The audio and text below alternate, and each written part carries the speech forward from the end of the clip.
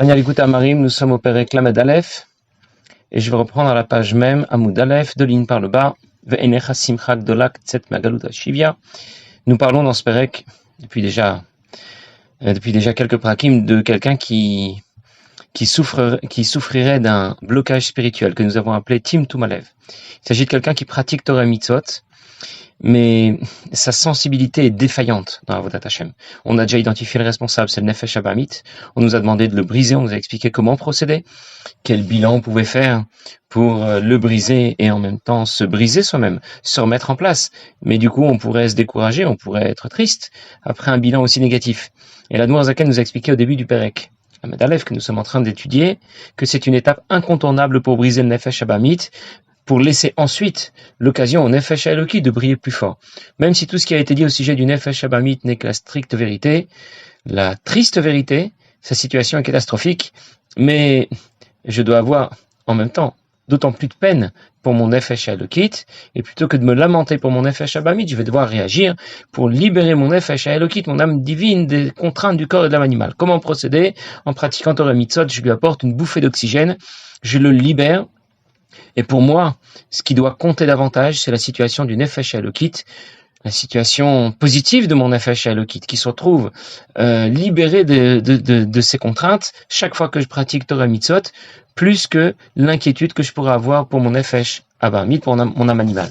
Et la Zaken nous dit, il n'y a pas de joie plus grande que quelqu'un qui était en prison et qui maintenant est libéré de sa prison, libéré de sa captivité, Kemashal ben Meler. Il donne un exemple. Le fils d'un roi, Shaya Beshivya, qui était en prison, mais il n'était pas en prison, pas dans une prison 5 étoiles, là où on va enfermer les personnalités importantes, avec la télévision, la salle de sport et tout le reste. Non, une vraie prison, un trou, et pas seulement un trou. Il est Tochen Beveta Asurim. Non seulement il est dans une prison abominable, dégoûtante, mais en plus, on le contraint à faire des travaux forcés. Et tout est sale, et tout à coup, il sort de cette prison, sale et répugnante, où il était contraint de faire des travaux forcés. Et maintenant, on le libère. Quelle grande joie pour lui-même, quelle grande joie pour son père, le roi. L'Admour Zaken nous a rapporté cet exemple en quelques mots, en quelques lignes. Mais le Rabbi Rachab raconte qu'un jour, il a été reçu par son père, le Rabbi Maharash en Yechidout, pour l'interroger sur un certain sujet. Et au cours de la discussion, le Rabbi Maharash lui a rapporté cet exemple de l'Admour Zaken, qui parle notamment de la descente de la Neshama dans ce monde. Lorsque la Neshama descend dans ce monde, cette descente de la Neshama est comparable à un prince, le fils du roi, qui est envoyé par son père le roi dans un pays très loin, un pays où il n'y a que des indigènes, et il lui a fait toute la description, la douleur que le roi a de voir partir son fils, combien il a de peine pour lui, combien il l'encourage et lui donne toutes les forces pour réussir sa mission. Et là-bas, il a la mission d'instruire et d'éduquer ces indigènes, d'en faire des gens civilisés. Et l'histoire, comme le Rabbi Maharash l'a raconté au Rabbi Rachab, était tellement pleine de détails, comme le Rabbi Maharash avait un chouch, il avait une qualité, un sens très développé pour raconter ce genre de choses.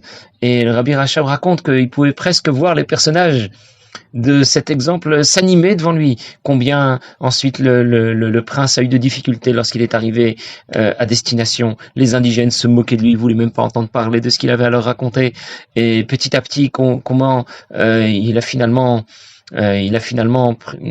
s'est laissé prendre à les imiter, il a imité leur comportement, il est devenu comme eux, et il a complètement oublié l'instruction qu'il a reçue, l'éducation qu'il a reçue lorsqu'il était chez son père le roi. Jusqu'à ce qu'un jour, il s'est rappelé, il ne sait pas d'où, comment et pourquoi, mais il s'est rappelé qui il est, d'où il vient. Et alors, il a décidé de reprendre les choses en main, d'adopter un meilleur comportement. Mais toute cette histoire, comme le Rabbi Maharash l'a raconté au Rabbi Rachab, a duré 1 heure. On imagine tous les détails qu'il a pu raconter, toute la description qu'il a pu faire. Mais le Rabbi Rachab a raconté que, après que mon père, le Rabbi Maharash, m'a raconté tout ça, j'ai vraiment vécu cette histoire. Elle m'a vraiment touché. Et évidemment, quand on nous la raconte, alors on prend conscience que notre Neshama aussi est descendue dans ce monde. On ne peut pas la laisser imiter le comportement de ceux qui sont autour de nous. On doit lui rappeler d'où elle vient, qui elle est vraiment. Et rejoindre une meilleure pratique de Torah Mitzvot. Et plus quelqu'un va ressentir tous les détails de ce mashal, de cet exemple que donne l'Admour Zaken, plus il aura plus il va ressentir de la peine pour sa neshama, et plus il va ressentir de joie chaque fois qu'il va pratiquer Torah et Mitzvot, la joie d'avoir libéré son nefesh Elokit, son âme divine. L'Admour Zaken continue, il dit oui, bon, c'est très bien, on est très content pour notre âme divine, on l'a libérée, on a tout à fait compris, mais mais le corps et l'âme animale, eux, sont bien restés dans la situation catastrophique dans laquelle se trouvaient. Le Zohar l'appelle, il appelle le corps Mashra de Chavia, la peau du serpent. Ça veut dire que le serpent ici représente le mal par excellence. Les trois klipot atmer dont nous avons parlé au tout début du Sefer. Et la peau du serpent, la peau, c'est ce qui est un peu vers l'extérieur, qui est donc un peu transparente, qui laisse filtrer un peu la lumière. Et on l'appelle donc la peau du serpent. Le corps est appelé la peau du serpent pour nous dire que malgré tout, ça reste un corps. L'essence de l'âme animale n'a pas été transformée. Elle n'est pas devenue, elle n'a pas rejoint la Kedusha. Mikol Makom. Et ça, c'est un enseignement extrêmement important. Bon, tous les enseignements du Sefer Tanya sont importants, mais parfois, il y a quelques mots qui nous parlent davantage et que l'on doit souligner si on pouvait les souligner. Teikar nafsho be'enav lismoach besimchata. On doit accorder plus d'importance à la joie du Nefesh Elokit qu'accorder de l'importance, yoter mais agouf anivze, que la situation calamiteuse dans laquelle se trouve notre corps et notre âme animale. Shelo le'arvev ulbalvel simchata nefesh beitzvon agouf, de ne pas perturber la joie de notre Nefesh Elokit, la joie de notre âme divine, la joie de pouvoir lui donner cette bouffée d'oxygène lorsque l'on pratique Torah Mitzvot, ne pas la perturber par la tristesse de la situation du corps et de l'âme animale. En d'autres mots, voilà ce qui se passe lorsqu'un juif pratique Torah et Mitzvot, mais que le cœur n'y est pas. On lui a expliqué qu'il fallait se briser son Nefesh Abamit. On part donc de cette situation, le cœur n'y était pas, et lorsqu'on a brisé notre Nefesh Abamit, eh bien, on a pu passer ensuite à l'étape suivante, qui consiste à prendre conscience de la grande joie, du grand plaisir qu'aura notre Nefesh Eloki d'être libéré de la situation et des contraintes dans laquelle elle se trouvait. Et alors, je vais pratiquer Torah Mitzvot avec une grande joie, avec un grand plaisir. En d'autres mots, j'ai guéri. Avant, je pratiquais Torah Mitzvot et le cœur n'y était pas. Et maintenant, le cœur y sera. Bon, bien sûr, dans le Mashal, il y a une différence avec le Nimshal. L'exemple n'est pas tout à fait adapté à notre situation, parce qu'on parlait d'un prince qui était en prison, mais la prison était extérieure à lui. En ce qui nous concerne, la prison n'est pas extérieure. La prison, c'est nous-mêmes, c'est notre Nefesh Abamit, c'est notre âme animale. Et c'est vrai qu'on a on a vraiment de bonnes raisons d'être triste pour lui.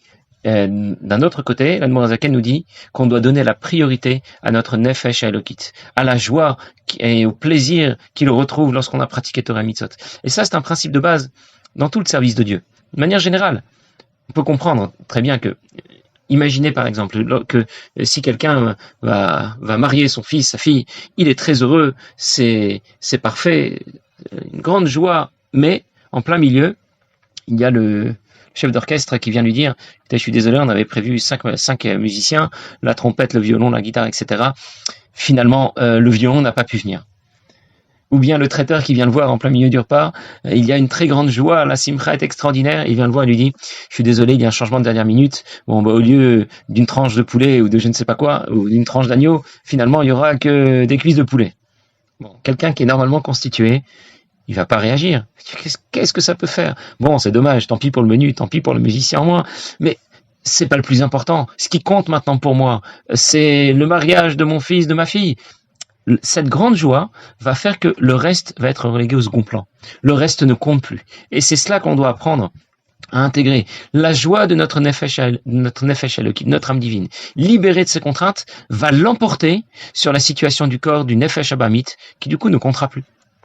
Alors pourquoi je disais que c'était quelque chose de fondamental de donner la priorité au Nefesh Elokit et pas au corps et à l'âme animale? On le comprend très bien, parce que si pour moi ce qui est prioritaire, c'est la Neshama, c'est le Nefesh Elokit, c'est pas le corps et l'âme animale, bien du coup tout va être beaucoup plus facile pour moi. On va dire dans le pérec suivant, j'anticipe un petit peu, c'est pas grave. Dans le pérec suivant, l'Admour Zaken va nous parler de Havat Israël. Aimer son prochain, pas seulement aimer ses copains, aimer son prochain, quel qu'il soit. Qu'est-ce qui pourrait faire que j'apprécierais pas quelqu'un?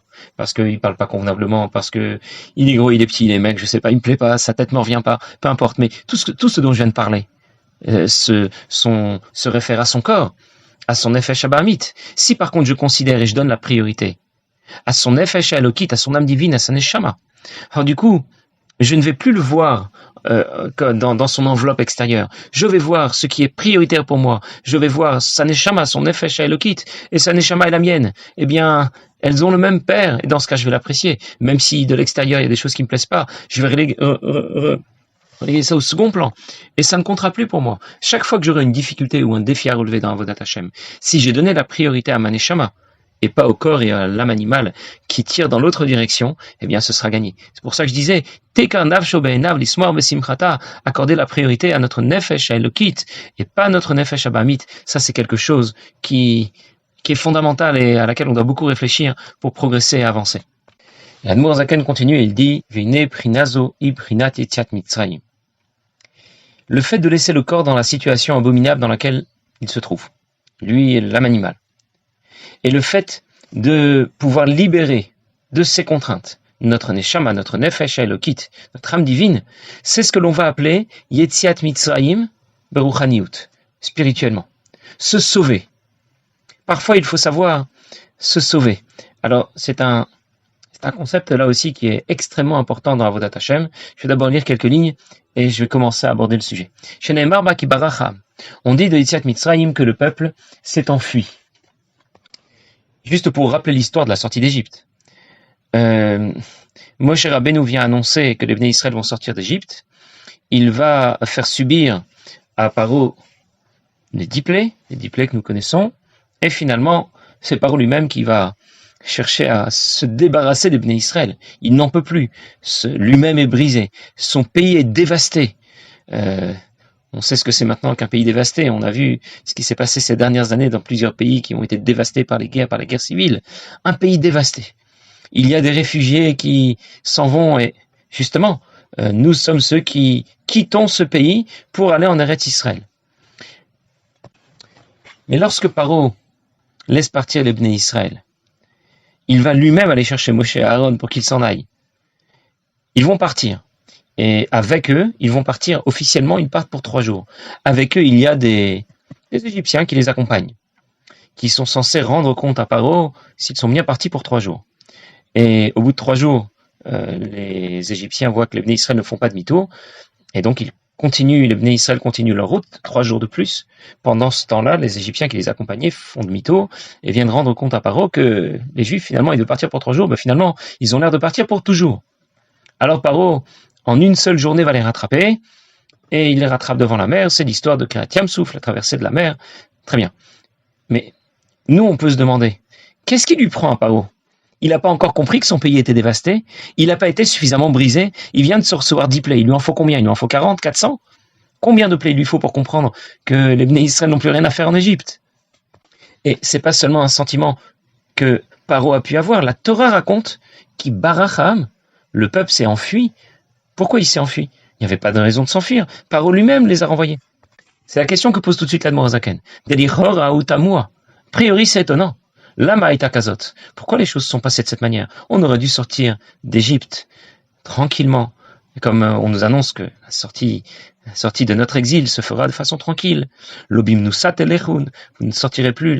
La sortie de notre exil, pour ceux qui s'inquiétaient, se fera de façon tranquille et paisible.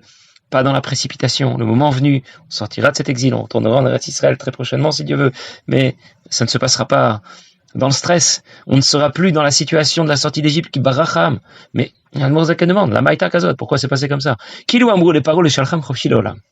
Imaginons que Moshe Rabbeinu vienne dire à Paro, libère les Bnei Israël pour toujours. Lo yamuchach les shalcham.